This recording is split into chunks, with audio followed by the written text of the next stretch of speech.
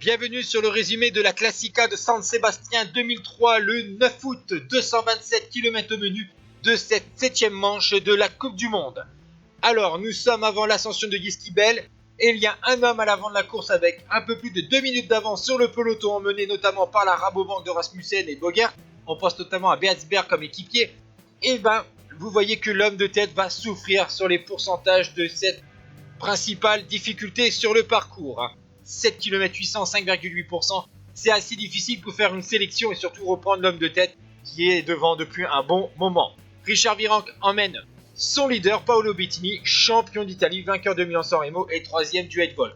Après avoir rattrapé dans la première partie de l'ascension le coureur de tête, le peloton va être ensuite encore emmené par les équipiers de Bettini de la Quick-Step David Amon, alors que déjà vous voyez que les autres favoris figurent à l'avant de ce groupe.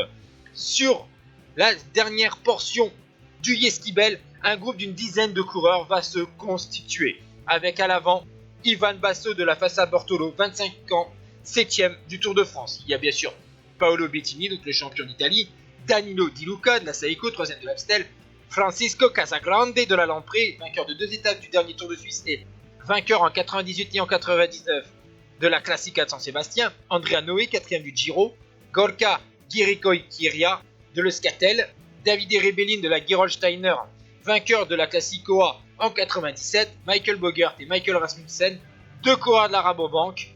Le néerlandais avait notamment remporté en cette année 2003 la Flèche Brabançonne.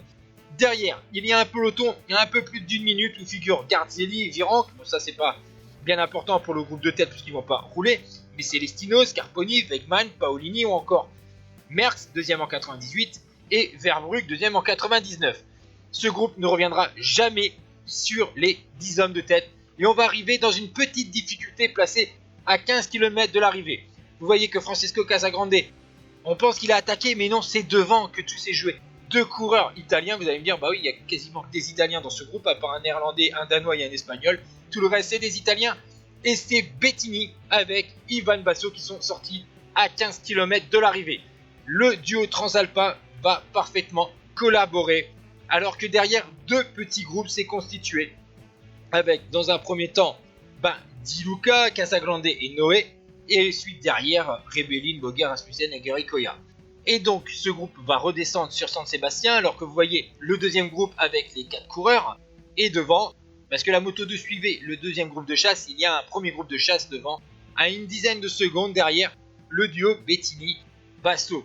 Il n'y a plus vraiment de difficulté sur le parcours, les 2 coureurs italiens vont parfaitement s'entendre. Derrière, on a encore 3 coureurs italiens, Noé, Casagrande et Di Luca.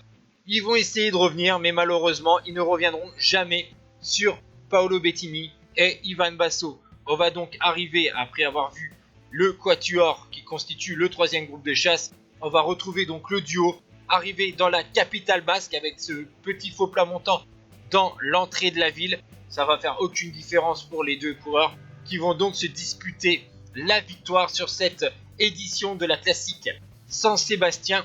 D'ailleurs, les 2 dernières éditions avaient été remportées par Laurent Jalabert.